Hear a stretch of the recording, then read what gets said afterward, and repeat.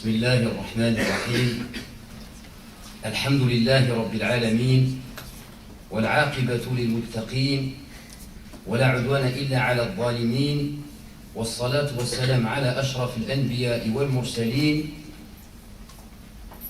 نبينا محمد وعلى آله وأصحابه أجمعين ومن اتبعهم بإحسان إلى يوم الدين وبعد ربي اشرح لي صدري ويسر لي أمري واحلل عقدة من لساني يفقه قولي أيها الإخوة الأفاضل والأخوات الفضليات أحييكم بتحيات الإسلام السلام عليكم ورحمة الله.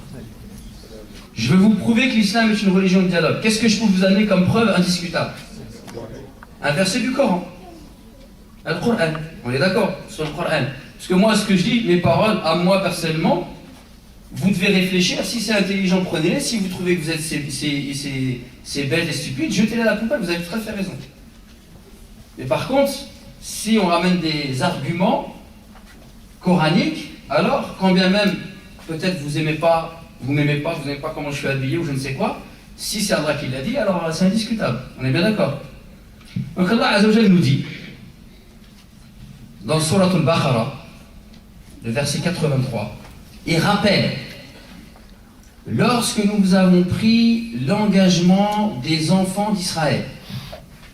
Et en fait, ici, l'engagement, en langue arabe, c'est le mithaq. Et en fait, ceux qui expliquent le Coran, ils disent le mithaq dans ce verset-là. Qu'est-ce que ça signifie l'engagement? C'est la religion. La religion, en fait, c'est un engagement entre les créatures et leur créateur. On s'engage à respecter la loi, à faire le bien, etc. Et donc ici, tout ce qui va venir après, c'est un exposé divin, c'est un exposé de la part d'Allah sur ce que c'est que la religion. Donc qu'est-ce que c'est que la religion? وَإِذْ أَخَذْنَا مِيثَاقَ بَنِي إِسْرَائِيلَ أَلَّا تَعْبُدُونَ إِلَّا اللَّهَ تَوْحِيدُ اللَّهِ عَزَّ وَجَلَّ. De n'adorer qu'Allah. Donc l'islam, c'est le dogme de l'unicité de Dieu. On doit adorer que Dieu.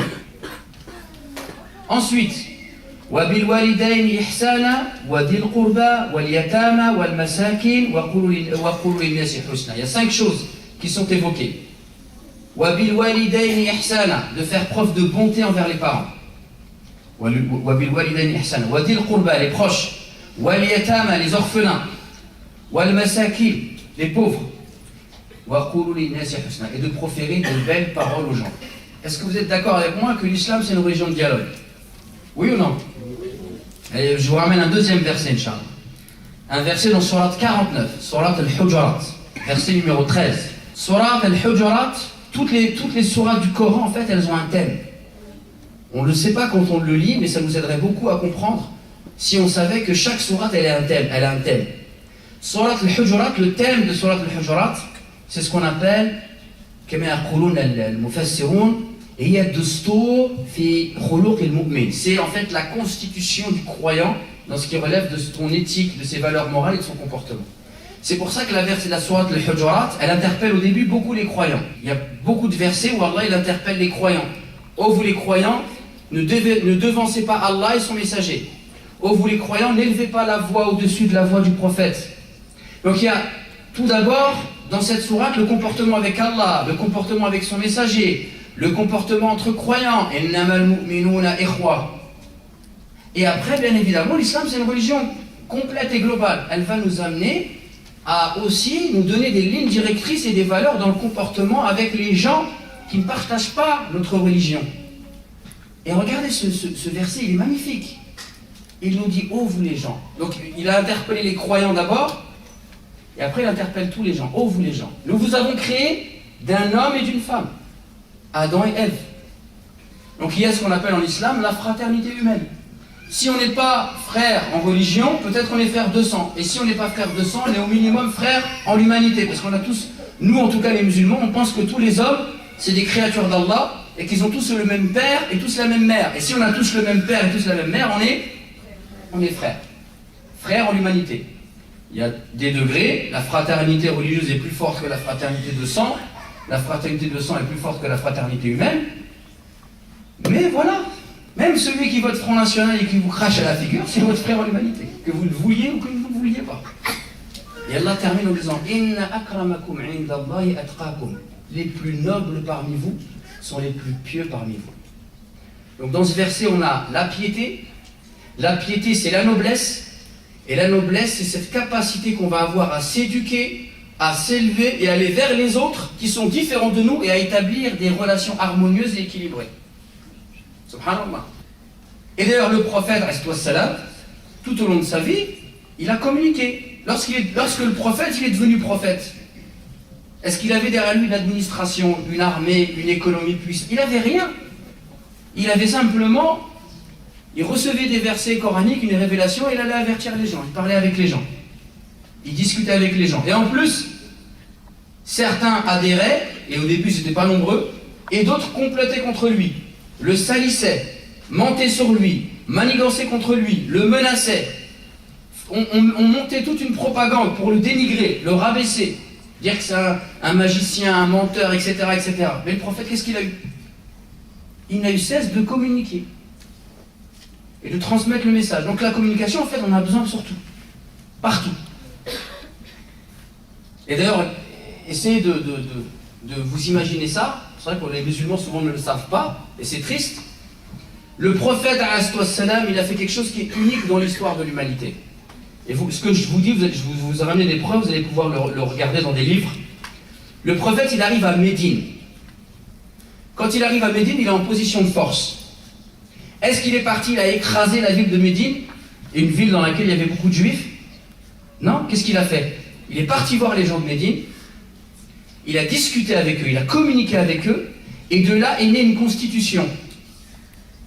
Une constitution qui est unique au monde, dans laquelle il y a à peu près 50 articles. Écoutez le premier article. Le premier article de cette constitution, c'est quoi? Les juifs et les musulmans forment une seule et même umma, une seule et même communauté. Aux juifs, leur religion, et aux musulmans, leur religion. Il y a des accords dans cette constitution dans lesquels les juifs et les musulmans ils cotisent dans une même caisse pour faire une armée pour défendre la ville de Médine si elle est attaquée. Et on vit un paradoxe. Qu'est-ce que c'est qu'un paradoxe?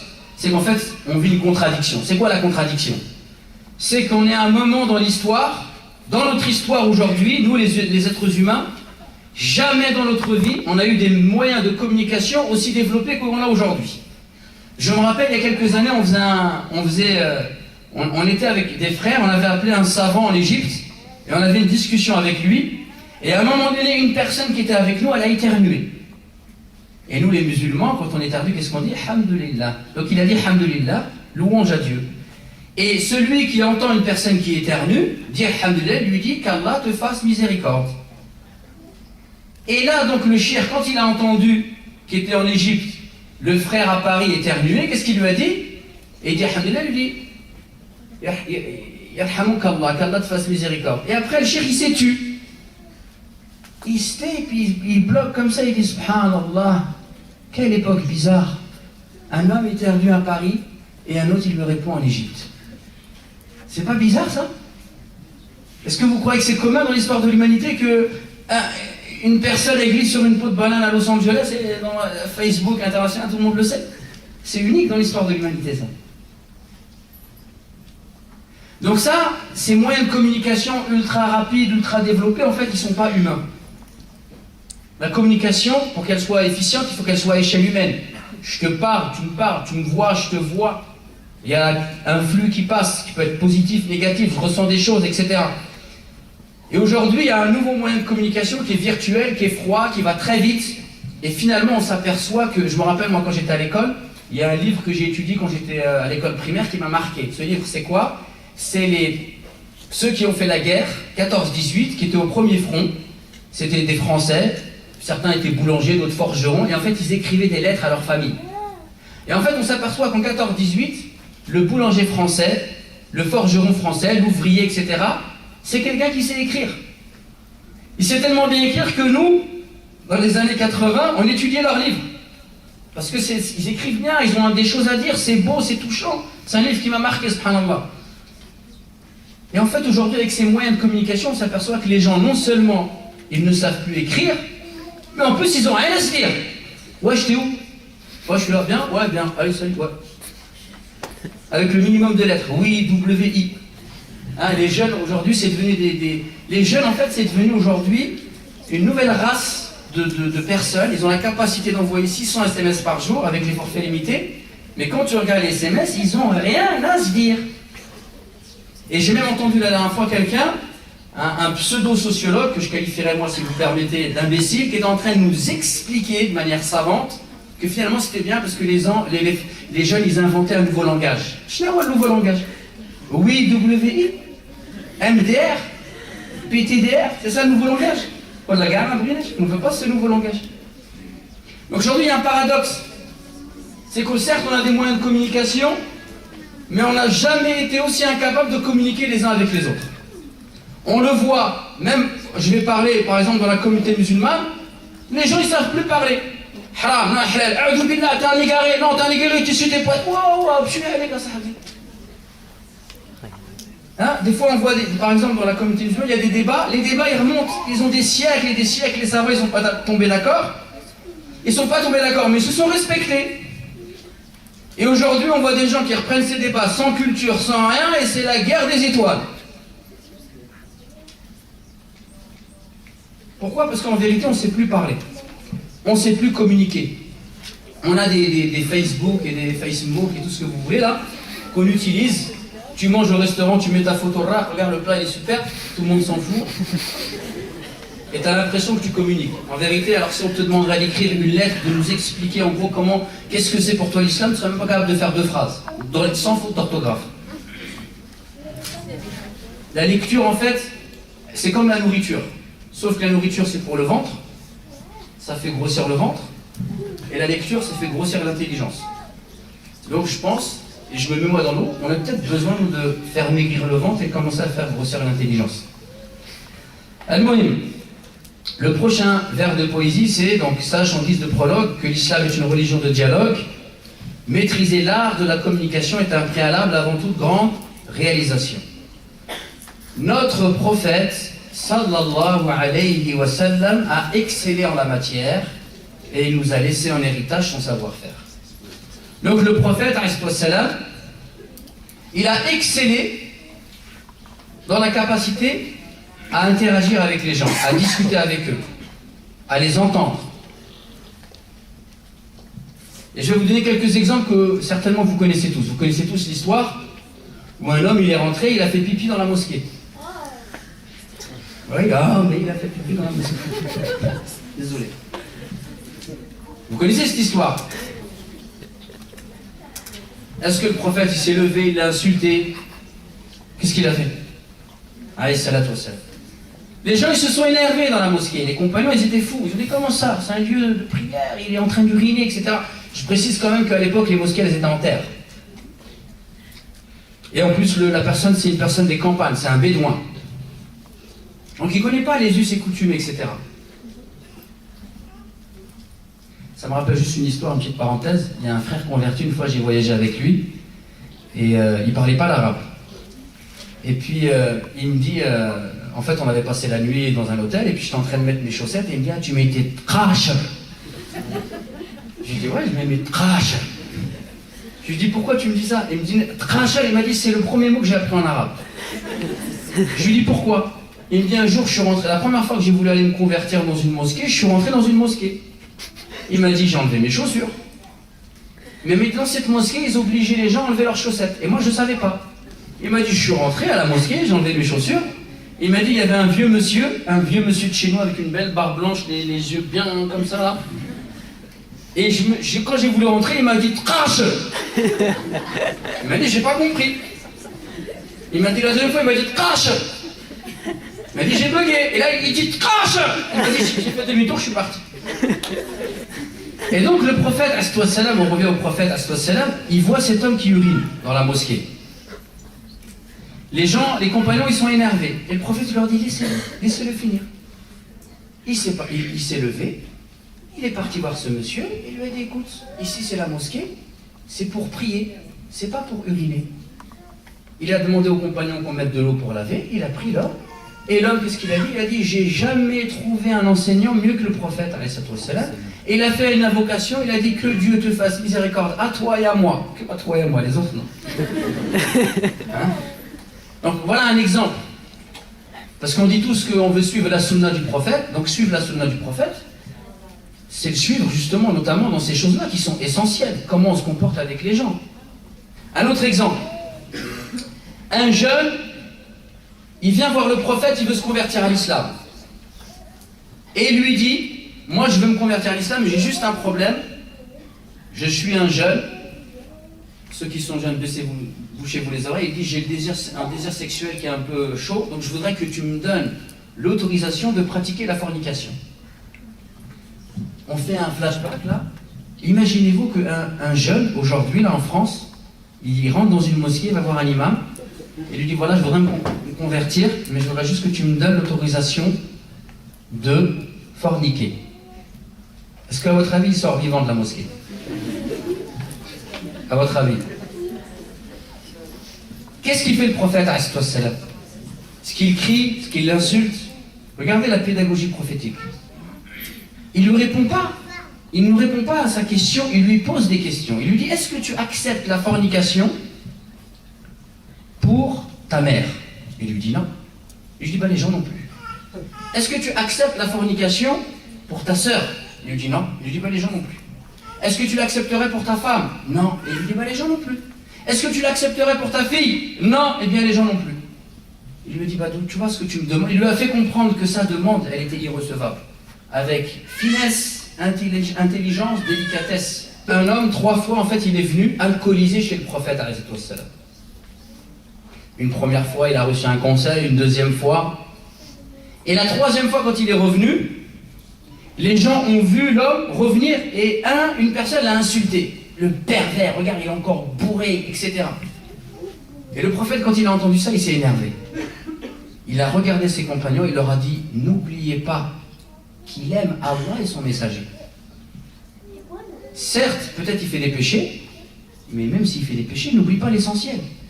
N'oublie pas quand même qu'il aime lui aussi Allah et son messager, que c'est une créature divine, que Allah il pardonne les péchés. Et que quand on voit des gens faire des péchés, il faut plutôt avoir envie de les aider à se sortir de leurs péchés, plutôt que de les enfoncer. Et d'ailleurs, ici, pour ceux qui aiment bien les concepts, on pourrait conceptualiser une chose, c'est que lorsqu'on discute avec les gens, une des premières choses à faire, le diable, lui, quand tu discutes avec quelqu'un, tu sais ce qu'il va vouloir te faire faire? Il va vouloir toujours te faire focaliser sur les points de divergence.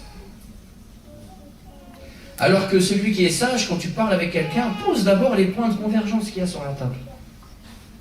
Et quand tu poses les points de convergence, quand bien même vont surgir des points de divergence, ce qui est naturel quand on est des êtres humains, eh bien, très souvent tu t'apercevras que les points de divergence, quand tu les compares aux points de divergence, c'est rien du tout.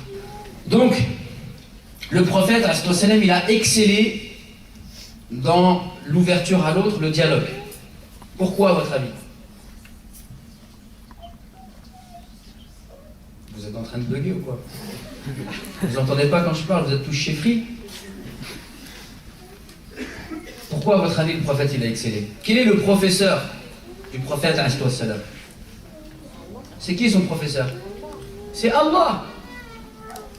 Allah Azza wa Jal, c'est lui qui a enseigné à son prophète cette manière d'être, ce savoir-faire intérieur, ce savoir-être, qui lui a enseigné ses compétences spirituelles, cette délicatesse et ce raffinement dans les rapports avec les gens. Et je vais vous citer 2 versets. Un premier verset, il est connu, il est dans Surat Ali Imran, c'est le verset 159. Ici, Allah Azza wa Jal dit à son prophète, c'est par quelque miséricorde divine que tu as été doux envers eux, doux envers tes compagnons. Car si tu avais été dur au cœur, si tu avais été rude, au cœur dur, alors il se serait enfui de ton entourage. C'est-à-dire que quand bien même on est porteur d'une vérité, les gens ils ne vont pas te suivre parce que tu es la vérité. Les gens ils vont te suivre ou ils vont t'écouter, ils vont prendre en considération tes propos parce que tu auras su non seulement, tu auras su leur transmettre cette vérité. Donc c'est ce qu'Allah Azza wa Jalla dit ici à son prophète. C'est parce que tu as été doux envers eux. Parce que si tu avais été rude au cœur dur, alors ils se seraient enfuis de toi. Et en plus, qu'est-ce qu'il dit Allah Azza wa Jalla par la suite à son prophète? Il lui dit, toi t'es prophète, Ya Muhammad, t'es prophète, tu vas être avec les gens. Les gens ils sont pas parfaits. Les gens peut-être qu'ils vont pas te respecter en tant que prophète. Peut-être que les gens ils vont pas tous te donner tes droits. Peut-être que certains ne comprendront pas, etc., etc. Mais malgré tout, pardonne-leur. Pardonne-leur. Et demande pardon pour eux.